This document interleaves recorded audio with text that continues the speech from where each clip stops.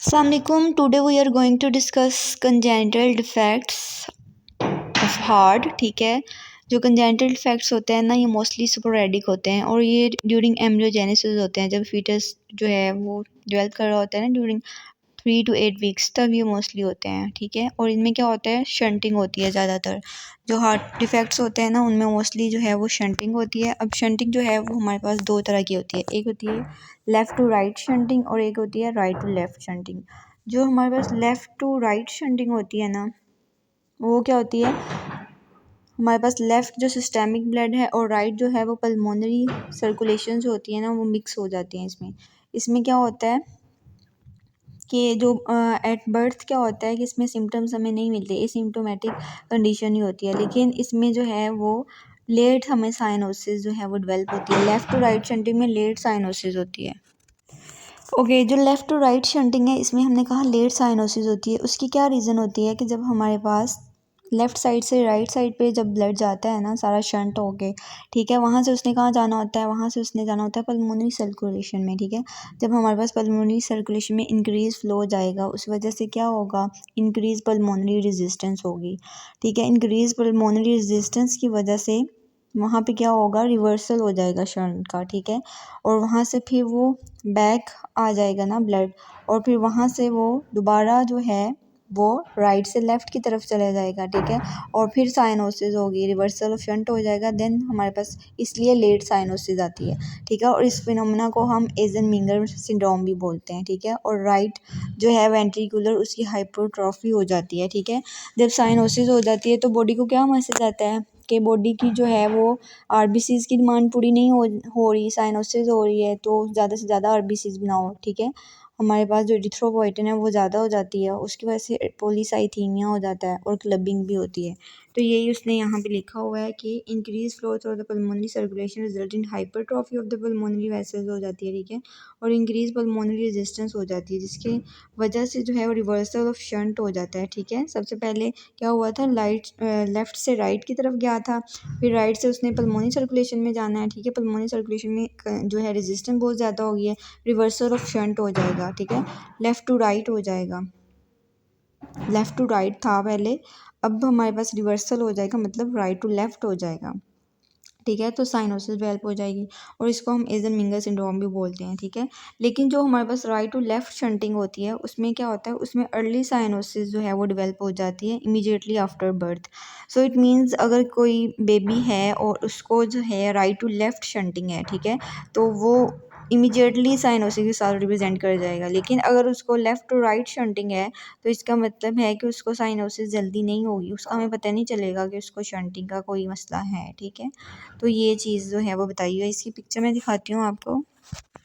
Okay, ये देखें, ये हमें लेफ़्ट टू राइट शंट दिखाया हुआ है। ठीक है, लेफ़्ट टू राइट शंट हुआ, उसकी वजह से क्या हुआ, ये जो है राइट वेंट्रिकुलर हाइपरट्रॉफी हो गई, यहाँ से ब्लड जो है वो पल्मोनरी सर्कुलेशन में जाएगा, उसमें क्या होगा, इंक्रीज पल्मोनरी जो है वो हाई प्रेशर हो जाएगा ना, हाई पल्मोनरी आर्टरी जो है वो प्रेशर हो जाएगा, उसकी वजह से क्या होगा, रेजिस्टेंस ज़्यादा हो जाएगी। ठीक है, पल्मोनरी जो है रेजिस्टेंस ज़्यादा हो जाएगी, और इंक्रीज रेजिस्टेंस की वजह से जो है वो रिवर्सल हो जाएगा, शंट का रिवर्स हो जाएगा। ठीक है, देन हमारे पास वेंट्रिकुलर सेप्टल डिफेक्ट है कि जो दो वेंट्रिकल्स को जो सेप्टम डिवाइड कर रहा होता है, ठीक है, उसमें अगर कोई डिफेक्ट हो, तो it is the most common congenital heart defect होता है, एमसीक्यू पॉइंट है। ठीक है, और ये किसके साथ एसोसिएट होता है, वो फीमेल्स जो अल्कोहलिज्म करती हैं, ठीक है, उनके साथ होता है, उनके बेबीज़ में फिर ये होता है, इसको हम कहते हैं ना कि दिल का सुराख। ठीक है, ये इसको वेंट्रिकुलर सेप्टल इफेक्ट बोलते हैं। ठीक है, इसमें क्या होगा,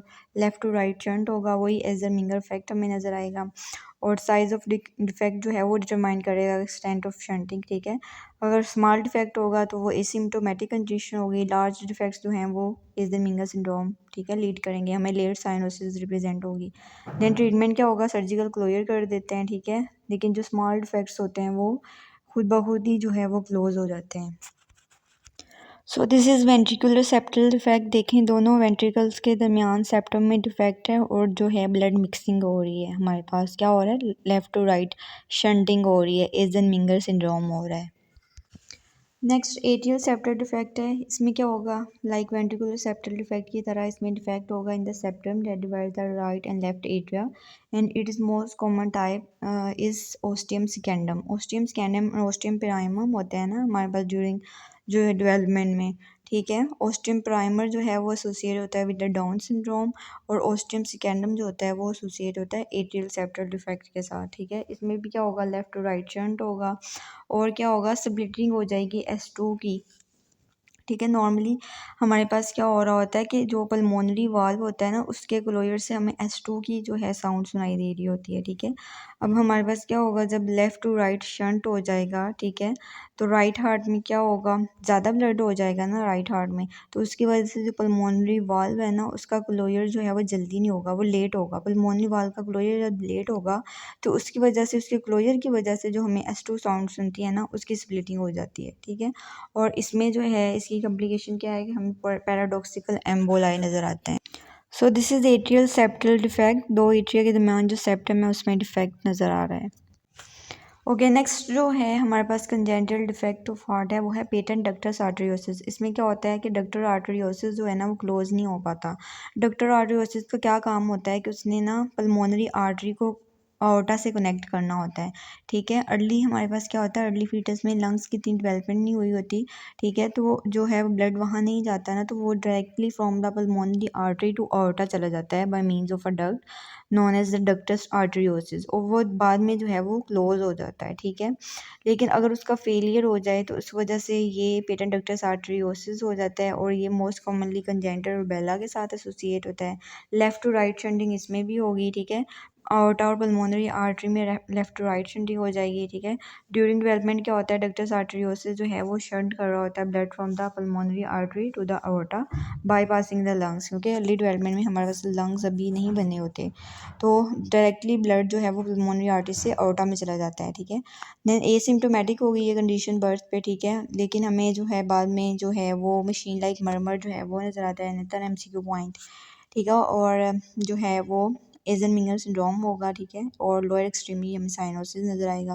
और इसका ट्रीटमेंट क्या होता है, इंडोमेथासिन। इंडोमेथासिन जो होती है ना ये प्रोस्टाग्लैंडिन जो ई होती है ना, प्रोस्टाग्लैंडिन E2 इसको डिक्रीज़ करती है। जो प्रोस्टाग्लैंडिन्स होती है ना ये पेटेंट डक्टर आर्टरियोसिस को मेंटेन रख रही होती है, उसकी पोटेंसी को मेंटेन रख रही होती है, तो हम इंडोमेथासिन देते हैं ताकि वो जो प्रोस्टाग्लैंडिन ई है ना उसको कम कर दे, मोस्ट प्रोबेबली E2 को, ठीक है, ताकि जो पेटेंट डक्टस आर्टरियोसिस है उसका क्लोजर हो जाए।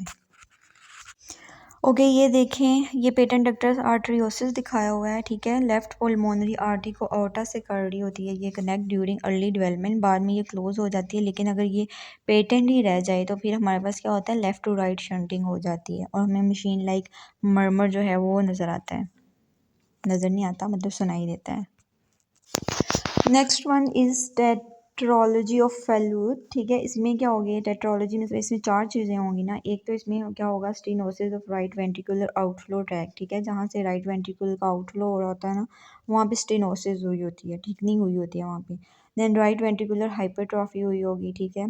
देन वेंट्रिकुलर सेप्टल डिफेक्ट हमें नज़र आएगा और aorta नज़र आएगा जो कि ओवर राइड कर रहा होगा वेंट्रिकुलर सेप्टल डिफेक्ट को, ठीक है। इसमें क्या होगा, अब इसमें जो है वो हमें राइट टू लेफ्ट शंट मिल रहा है, ठीक है, जिसकी वजह से अर्ली साइनोसिस हो गई, ठीक है। Degree of stenosis determine the extent of shunting and cyanosis, जितनी स्टेनोसिस होगी उतनी हमारे पास साइनोसिस और शंटिंग का जो है वो फिनोमेना होगा। Then patient learn to squat in position to a cyanotic spell, ठीक है।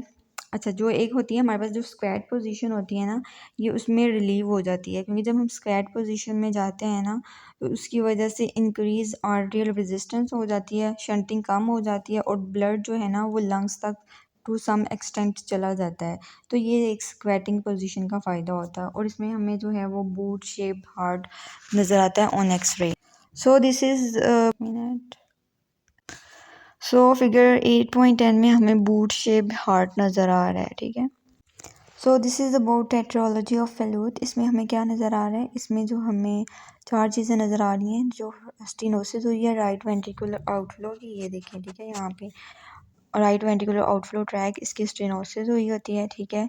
दूसरी चीज़ क्या नज़र आती है हमें, वेंट्रिकुलर सेप्टल डिफेक्ट, ये देखिए यहाँ पे नज़र आ रहा है वेंट्रिकुलर सेप्टल डिफेक्ट। तीसरा हमें aorta नज़र आता है, राइट वेंट्रिकुलर की हाइपरट्रॉफी जो राइट वेंट्रिकल है ना उसकी ये वाली हाइपरट्रॉफी भी हुई होती है। तीसरी चौथी चीज़ जो हमें नज़र आती है वो हमें ऑर्टा नज़र आता है। ऑर्टा ने ओवरराइड किया होता है वेंट्रिकुलर सेप्टल डिफेक्ट को, ठीक है। वो अपनी मतलब नॉर्मल पोजीशन पे नहीं होता, उसने वेंट्रिकुलर सेप्टल डिफेक्ट जहाँ पे होता है उसको ओवरराइड किया होता है। और हमें इसमें क्या नज़र आता है, इसमें हमें जो है बूट शेप्ड हार्ट नज़र आता है ऑन एक्सरे पे।